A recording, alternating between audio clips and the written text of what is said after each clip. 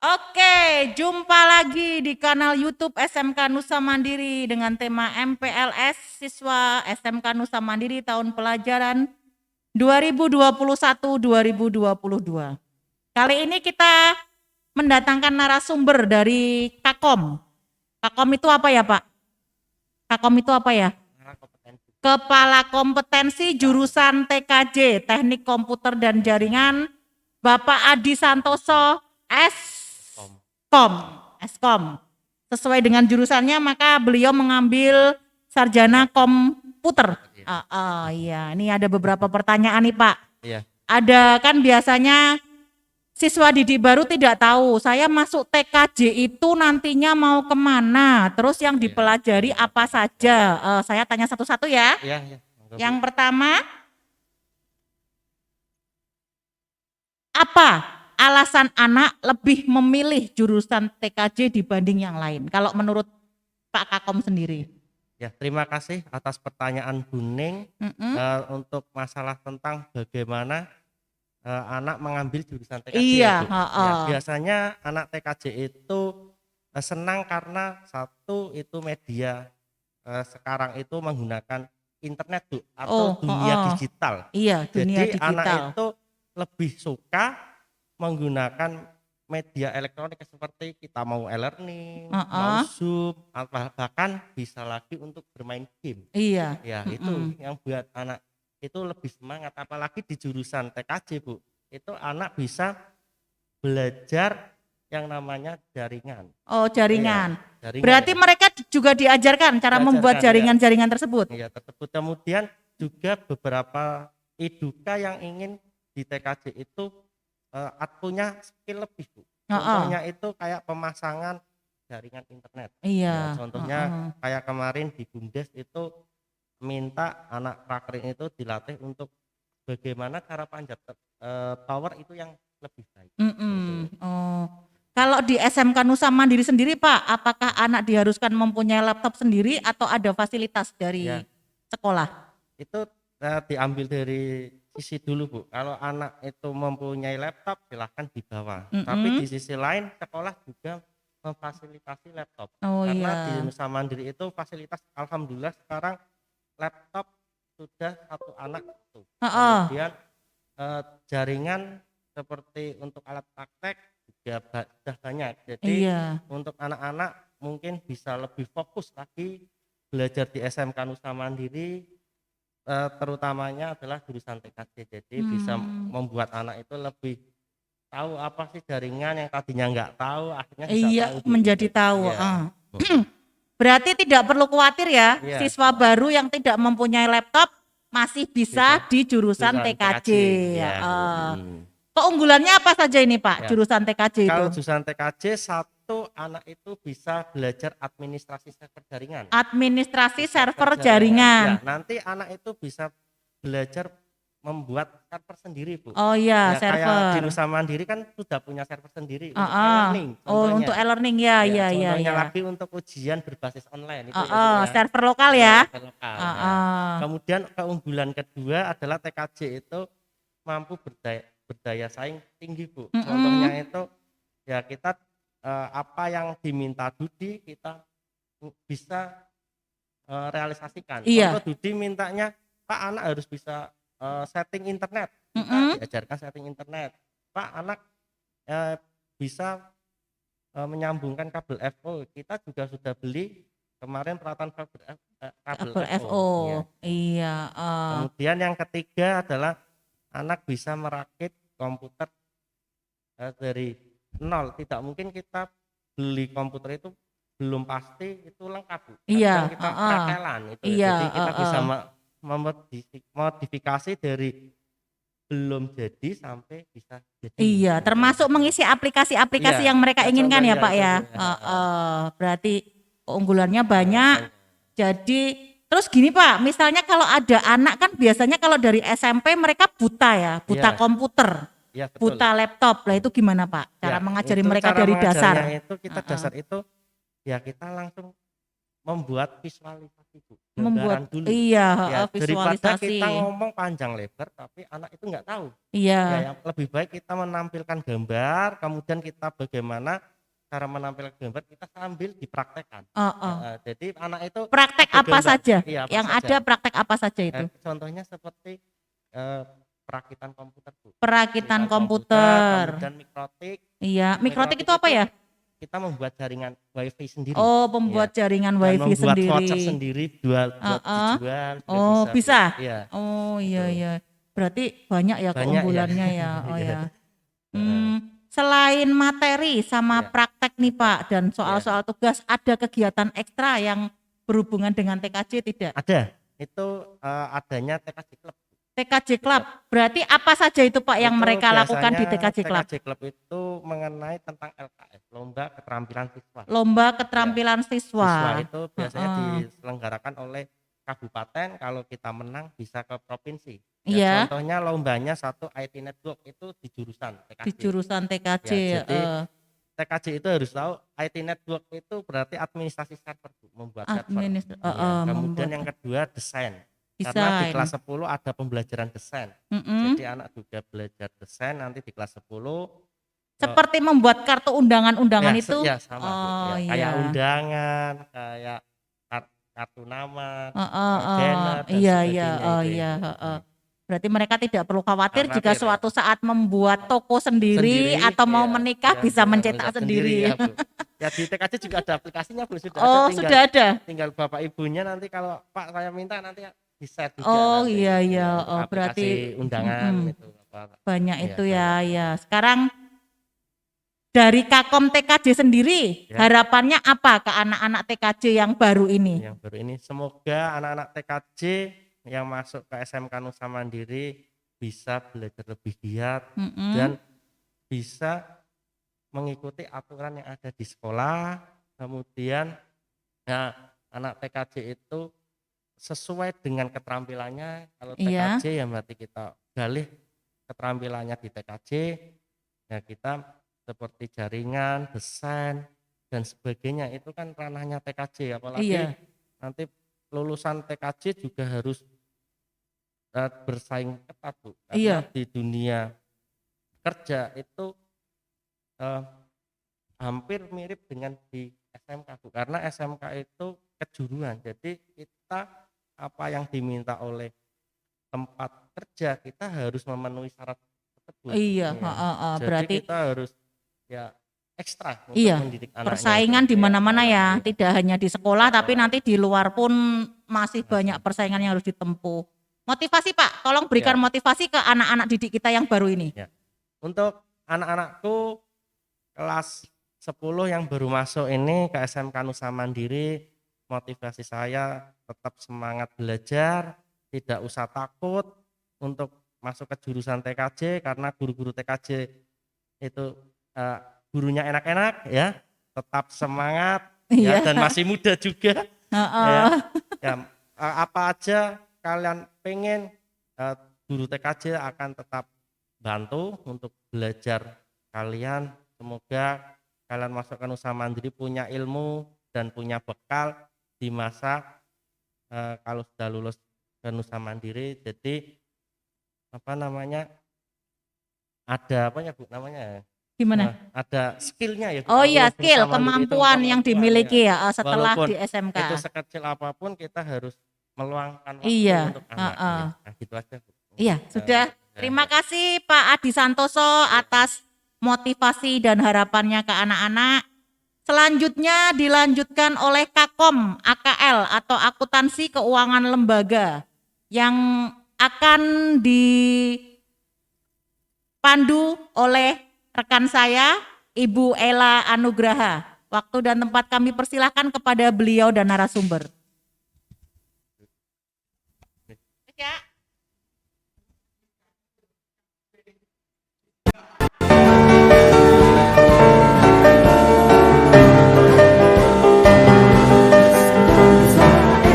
Selamat pagi teman-teman, saya adalah murid SMK. Saat ini saya duduk di kelas 11. Sebenarnya saya baru akan lulus tahun depan, Tetapi saya tidak bisa berhenti memikirkan apa yang akan saya lakukan setelah lulus SMK nanti. Sebagai siswa SMK, saya memiliki 3 pilihan masa depan: bekerja, kuliah, atau berwirausaha. Memilih salah satu dari ketiganya sangat sulit. Saya benar-benar bingung. Saya pribadi ingin bekerja, tetapi saya masih belum tahu sebaiknya bekerja sebagai apa dan bagaimana jenjang karir pekerjaan tersebut di masa yang akan datang. Bagaimanapun juga, saya ingin memiliki karir yang cemerlang di masa depan. Orang tua saya agak keberatan bila saya bekerja di kota lain. Oleh sebab itu, saya harus mencari pekerjaan di kota tempat tinggal saya saat ini. Nah, jadi bingung deh.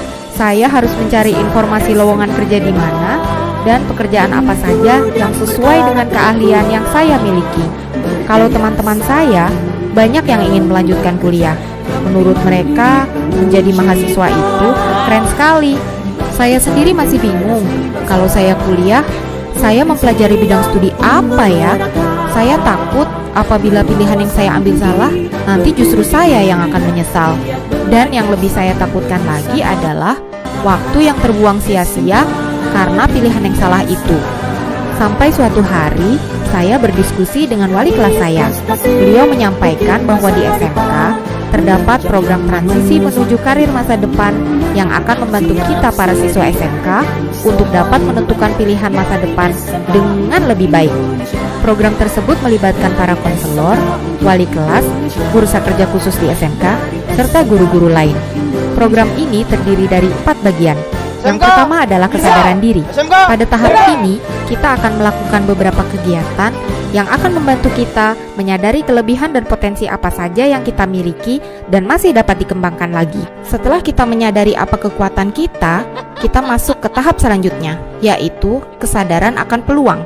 Pada tahap ini, kita akan melakukan beberapa kegiatan untuk melihat berbagai peluang yang ada, baik peluang kerja, kuliah, maupun usaha.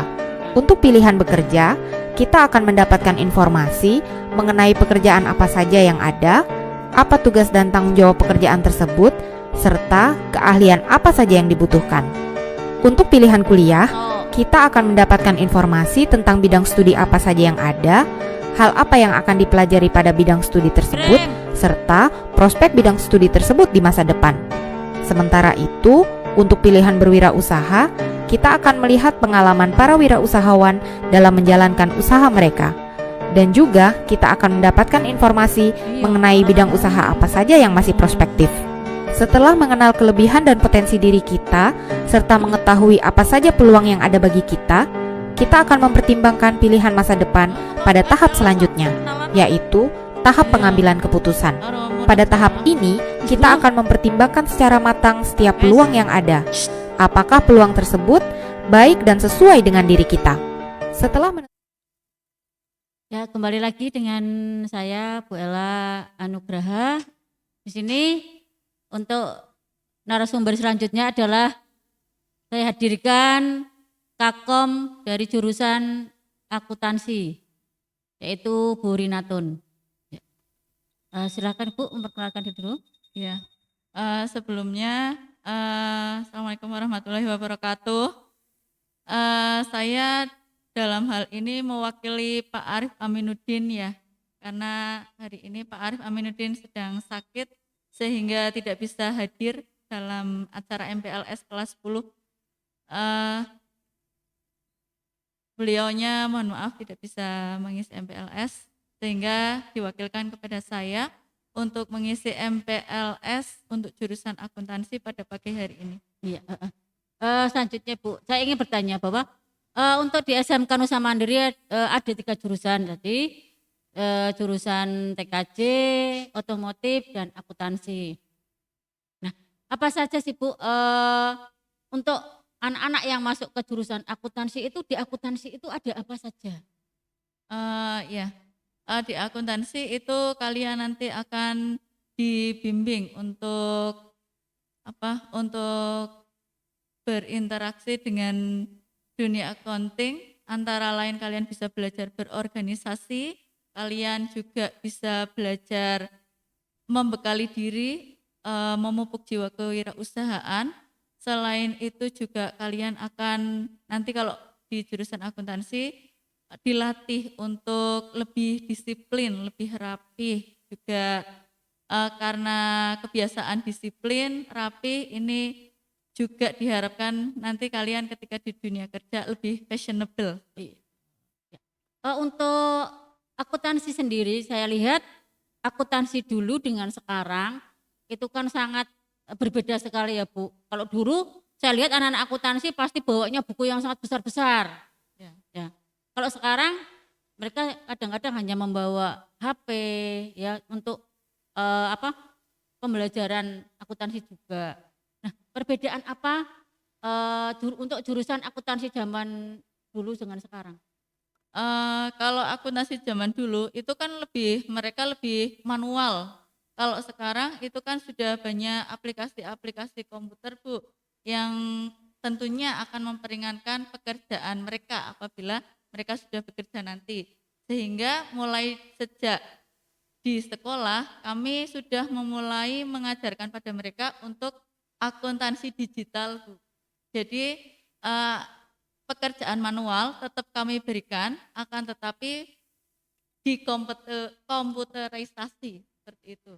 Nah, untuk itu kami bisa menggunakan ada aplikasi di akuntansi itu namanya spreadsheet Bu. Jadi manual kemudian kami catatnya dalam spreadsheet itu. Jadi anak tidak usah lagi membawa buku yang besar-besar itu. Cukup di era digital ini mungkin anak-anak bisa menyediakan HP, smartphone itu sudah bisa belajar akuntansi. Nah, ya. Dan untuk saya lihat tidak hanya di SMK Nusa Mandiri, tapi saya juga lihat di sekolah-sekolah lain kendalanya kalau dilihat memang jurusan akuntansi itu dibandingkan dengan jurusan TKJ ya yang sekarang lagi tren lagi itu anak-anak cenderung mau lebih memilih ke TKJ dengan alasan kalau mereka masuk akuntansi nanti hitung-hitungan, saya enggak bisa matematika, saya mumet, saya ini. Itu kan yang menjadi setiap kali menjadi alasan kenapa mereka enggak memilih akuntansi. Padahal kan saya lihat sudah eranya sudah berbeda. Betul enggak Bu? Iya, betul sekali. Mungkin ini masih tertanam Bu di benak anak-anak bahwa akuntansi itu pasti kon ngitung, kon matematika gitu ya. Sebenarnya enggak juga. Jadi kalau zaman dulu itu kita ngitung ya seperti matematika itu ya Bu, rumus dan sebagainya. Kalau di akuntansi hitung kan berarti kita pakai alat ya. Kita bisa gunakan berbagai macam aplikasi. Ada spreadsheet, ada my accounting, ada akurat. Jadi kita tidak usah hitung mumet-mumet pakai jari, pakai tangan. Itu cara seperti itu cara yang sudah lama kami tinggalkan. Sudah jadul. Iya. Jadi kita marilah anak-anak yang akuntansi tinggalkan pola-pola pikir yang seperti itu. Ada alatnya kok, ada aplikasinya kok yang akan mempermudah pekerjaan mereka. Jadi kita hilangkanlah stigma tentang stigma atau image tentang akuntansi itu mumeti. Mumeti. Ya pokoknya kalau anak-anak kan bilangnya itu tadi hitung-hitung aku mumet, padahal sekarang sudah ada aplikasinya yang lebih mudah. Berarti tidak kalah dengan ilmu tidak kalah dengan TKJ karena dalam akuntansi pun ada ilmu TKJ-nya ya Bu. Iya, betul sekali. Karena sudah ada ibaratnya kalau orang bilang sinkron ya, dengan ilmu TKJ-nya dengan peralatannya secara sudah canggih. Lah untuk ini Bu, anak-anak kalau prakrin, apakah anak-anak akuntansi prakrinnya memang hanya di tempat-tempat misalnya seperti yang berhubungan dengan hitung-hitung saja atau bisa melebar ke kantor apa yang memang juga membutuhkan keterampilan mereka dalam teknologi komputer? Jurusan akuntansi itu kan sebenarnya semua instansi kan butuh ya Bu. Semua instansi butuh akuntansi. Sebenarnya akuntansi itu bukan cuma menghitung uang Bu.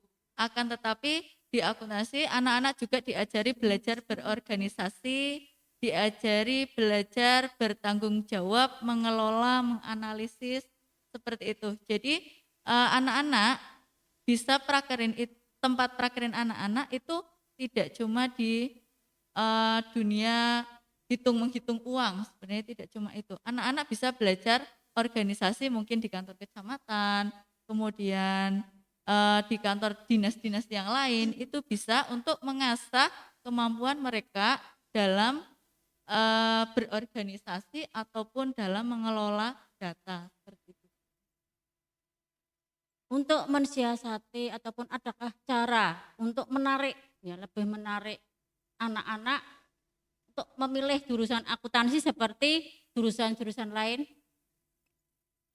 Kami akuntansinya itu sekarang lebih ini Bu, lebih banyak manualnya itu kami agak sedikit dikurangi karena harapan kami akan lebih modern dengan menginput datanya itu secara computerized sehingga akan mempermudah pekerjaan anak. Juga kami inginnya anak-anak itu mulai meninggalkan stigma bahwa akuntansi itu mumeti. Nah, untuk itu kami adakan seperti accounting club. Itu harapannya kami nanti anak-anak akan belajar bagaimana membuat akuntansi yang catat mencatat seperti itu, yang mungkin menurut anak-anak capek seperti itu ya Bu, dan mumet, itu menjadi lebih mudah, menjadi anak-anak itu meringankan supaya tidak terlalu pusing dengan berbagai macam angka, sehingga nanti di accounting club anak-anak akan diajarkan beberapa aplikasi yang akan memperingankan pekerjaan accounting. Berarti tentunya yang seperti Ibu katakan tadi juga dibarengi dengan fasilitas-fasilitas untuk jurusan akuntansi itu sendiri ya. Di sini di SMK Nusa Mandiri, fasilitas-fasilitas untuk kegiatan anak-anak jurusan akuntansi, Ibu. Iya. Di akuntansi kami punya lab akuntansi. Nanti setiap kalian praktek atau misalnya ada keperluan untuk computerized akuntansi, bisa digunakan lab akuntansi. Insya Allah satu anak bisa pegang satu ya Bu, supaya tidak tidak berebut. Nah, kemudian juga lebih konsen ya. Iya, dan lebih konsen. Terus kemudian kami juga sediakan alat, baik untuk yang manual juga kami sediakan alat untuk satu anak satu.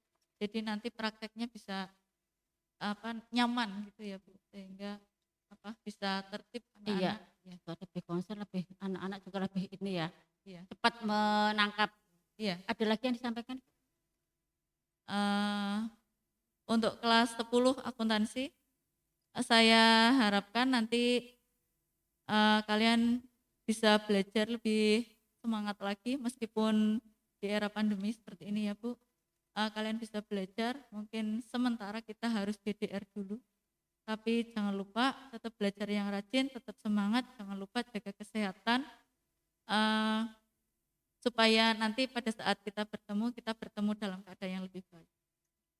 Nah, itu adalah ulasan dari Ibu Kakom jurusan akuntansi. Jadi bagi anak-anak ya, ada kalian yang sudah memilih jurusan akuntansi, tidak usah ragu, tidak usah takut, tidak usah minder ya.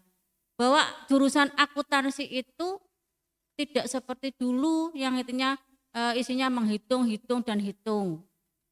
Tapi tetap sekarang sudah menggunakan aplikasi sama seperti TKJ. Ya seperti sudah menggunakan komputer dan perangkat lain. Seperti itu ya Bu. Demikian kegiatan hari ini dikarenakan Kakom kita tidak bisa menghadirkan Kakom jurusan TBSM karena beliaunya masih ada urusan, dan nanti untuk narasumber dari TBSM akan menggunakan Zoom meeting. Dan mohon kepada anak-anak sekalian setelah saya pamit akan dilanjutkan dengan paparan dari guru agama. Saya tekankan kalian harus menyaksikan paparan dari guru agama yaitu Pak Hairun. Terima kasih. Assalamualaikum warahmatullahi wabarakatuh.